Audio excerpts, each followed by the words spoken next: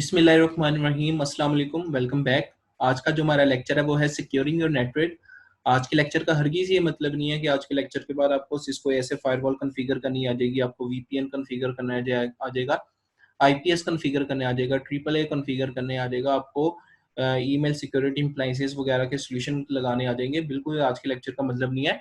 Just आपके lecture का आज के लेक्चर का ये मकसद है कि आपको इनकी बेसिक टर्मिनोलॉजीज़ के बारे में पता लग जाए and why we use it.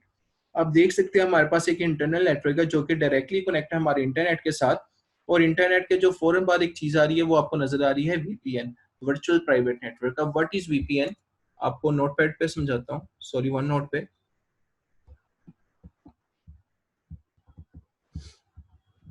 Assume करें हमारे पास दो राउटर हैं एंड उन्होंने आपस में सिक्योर कम्युनिकेशन करनी है and they are connected with internet और आईएसपी। ये मेरे पास R1 है और ये मेरे पास बैडवर्ड मतलब आईएसपी है एंड ये मेरे पास R2 है। ये दोनों मेरे आईएसपी के साथ कनेक्ट है। अब अगर तो इन्फॉर्मेशन मैं विदाउट टनल R1 की R2 को यूं सेंड करूंगा आईएसपी के थ्रू होते हुए, तो आप सबको पता है कि इंटरनेट पे हर किस्म का बैड बैड लोग होते हैं, इंट्रूडर्स, हैकर वगैरह सारे लोग होते हैं। तो मैं क्या करता हूँ, एक टनल स्टेब्लिश कर लेता हूँ R1 से R2 के दरमियान में, कि मेरी जो भी इंफॉर्मेशन है वो सिक्योरली R1 R2 के दरमियान में एक टनल से गुजरेगी, उस टनल को कोई कंप्रोमाइज नहीं कर सकता, हम ऐसा एज्यूम करते हैं। और इससे हमारा जो डाटा की कॉन्फिडेंशियलिटी भी रहेगी और डाटा की इंटेग्रिटी भी रहेगी। आपको पता है what is data confidentiality and what is data integrity. और ऐसी टनल 24/7 होती है जो हमारे दो कैंपस को आपस में कनेक्ट करती है। इसको आप आईपीसेक टनल भी बोलते हैं।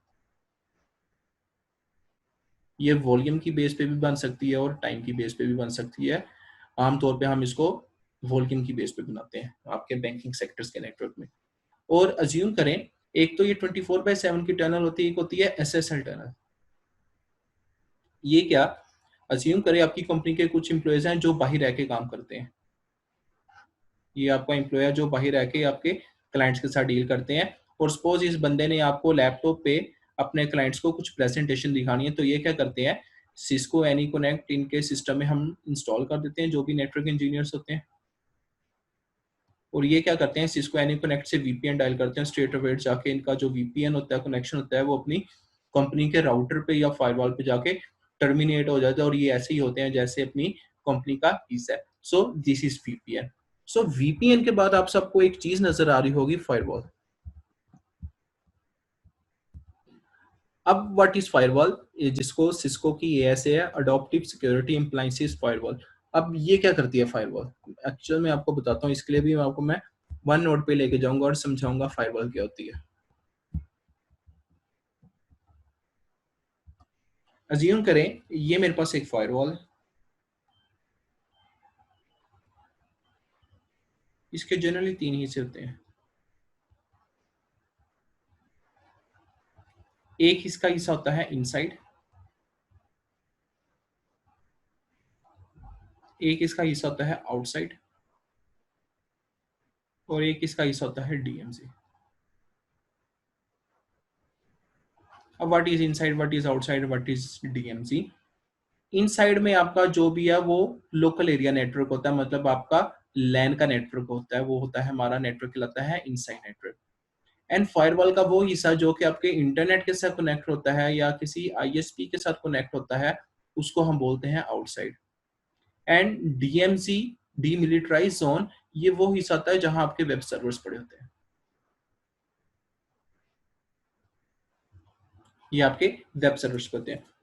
बाय डिफॉल्ट क्या होता है, इनसाइड का जो सिक्योरिटी लेवल होता है वो होता है 0, एंड आउटसाइड का जो सिक्योरिटी लेवल होता है, सॉरी, जो इनसाइड का सिक्योरिटी लेवल होता है वो होता है 100, एंड आउटसाइड का जो सिक्योरिटी लेवल होता है वो होता है 0। एंड डीएमसी का जो सिक्योरिटी लेवल है वो हम मैनुअल जाके 50 सिलेक्ट कर लेते हैं, या तो हम इसको इनसाइड से कम कॉन्फ़िगर करते हैं और आउटसाइड से ज्यादा कॉन्फ़िगर करते हैं। अब बाय डिफॉल्ट ट्रैफिक इनसाइड से आउटसाइड परमिट होती है, लेकिन आउटसाइड से इनसाइड परमिट नहीं होती, ट्रैफिक डिनाई होती है। बिल्कुल उसी तरह डीएमसी से आउटसाइड जो है ट्रैफिक बाय डिफॉल्ट परमिट होती है। लेकिन आउटसाइड से DMG by default traffic permit नहीं होती। बिल्कुल इसी तरह इनसाइड से डीएमजी भी ट्रैफिक परमिट होती है, लेकिन डीएमजी से इनसाइड परमिट नहीं होती by default. Depending upon the situation हमें ट्रैफिक को परमिट करवाना पड़ता है। तो अब होता क्या है कि अज्यूम करें कि इनसाइड से एक बंदा बैठा हुआ था पीसीए ने गूगल के लिए रिक्वेस्ट की। तो पीसीए की रिक्वेस्ट सबसे पहले इनसाइड से होकर इस फायरवॉल के पास जाएगी। फायरवॉल क्या करेगी, अपने स्टेट टेबल के अंदर एक एंट्री डाल देगी कि पीसी1 ने गूगल के लिए रिक्वेस्ट की है। अब जैसे ही इसकी रिक्वेस्ट इंटरनेट पे जाएगी एंड गूगल का रिप्लाई बैक जब वापस आ रहा होगा, फायरवॉल से जब गुजरेगा, तो फायरवॉल अपने स्टेट टेबल को कंसर्न करेगी क्या पीसीए ने गूगल के लिए रिक्वेस्ट की थी। अगर तो की थी तो इसका रिप्लाई को अंदर आने दिया जाएगा, अगर तो नहीं की थी तो उसके रिप्लाई को यहाँ ही ब्लो कर दिया जाएगा। ऐसे कभी भी नहीं होगा अगर गूगल खुद अंदर आने की कोशिश करे बगैर किसी के, अगर किसी ने रिक्वेस्ट किया उसके लिए और खुद ही अंदर आने की कोशिश करे, जैसे ही अंदर आएगा फायरवॉल अपने स्टेट टेबल में चेक करेगी और उसको स्टेट टेबल से उसकी एंट्री नहीं मिलेगी तो पैकेट यहाँ ही हमारा डिनाई हो जाएगा। एक सेकंड मुझे थोड़ी सी जगह साफ कर लेने दे, देन मैं आगे मूव करता हूँ। ओके, जो हमारी फायरवॉल का इनसाइड वाला नेटवर्क होता है हम वो मोस्ट ट्रस्ट करते हैं उस नेटवर्क पे, इसी वजह से जो उसका सिक्योरिटी लेवल है वो हम बाय डिफॉल्ट 100 होता है क्योंकि ये मोस्ट ट्रस्टेड होता है। तो हायर सिक्योरिटी के हायर लेवल से ट्रैफिक लोअर लेवल पे बाय डिफॉल्ट परमिट होगी। इसका जो सिक्योरिटी लेवल हम 0 रखते हैं क्योंकि ये टोटली अनट्रस्टेड नेटवर्क होता है, क्योंकि इससे जो हमारी ट्रैफिक है वो बैड वर्ड से आती है।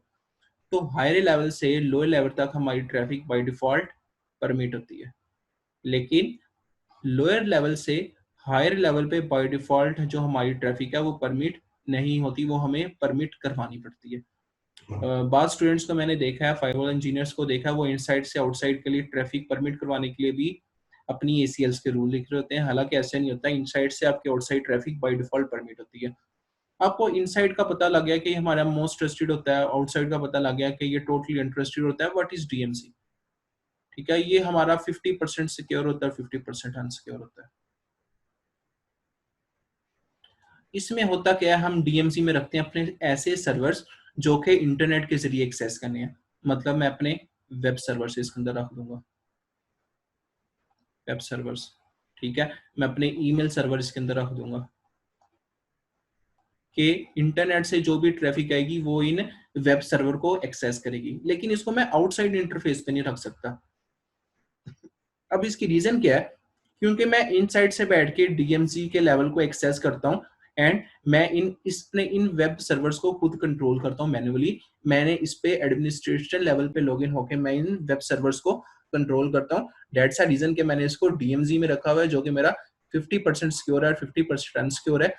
मैं इन सर्वर्स को कभी भी इनसाइड में नहीं रखूंगा क्योंकि ये ट्रैफिक डायरेक्ट आ रही है इंटरनेट से और मैं नहीं चाहता कि कोई ऐसी ट्रैफिक जो डायरेक्ट इंटरनेट से आ रही है वो मेरे इनसाइड के नेटवर्क पे है। इस वजह से इन सर्वर्स को हमेशा डीएमजी में रखा जाता है, डीमिलिटराइज जोन।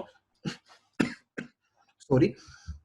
सो अगर आप ये देखें डायग्राम में भी, अगर आप देख हैं तो बिल्कुल हमारे पास कुछ ऐसा ही रूल है। ये देखें, ये हमारा इंटरनेट है, इंटरनेट के बाद हमारी वीपीएन है एंड वीपीएन के बाद हमारी एएसए फायरवॉल है जो कि 3 हिस्सों में कैटेगराइज है। एक वो हिस्सा जो इसका इंटरनेट के साथ कनेक्ट है, एक वो हिस्सा जो कि इसका लैन के साथ कनेक्ट है, एक वो हिस्सा जो कि इसका सर्वर्स जहां पड़े हुए हैं डीएमसी के साथ कनेक्ट है। फायरवॉल का जो इतना हिस्सा है ये जो हमारा है आउटसाइड इंटरफेस है, ये टोटली अनट्रस्टेड है। एंड जो हमारे पास फायरवॉल का इतना हिस्सा है ये जो हमारे पास है डीएमसी है, डीमिलिटराइज जोन।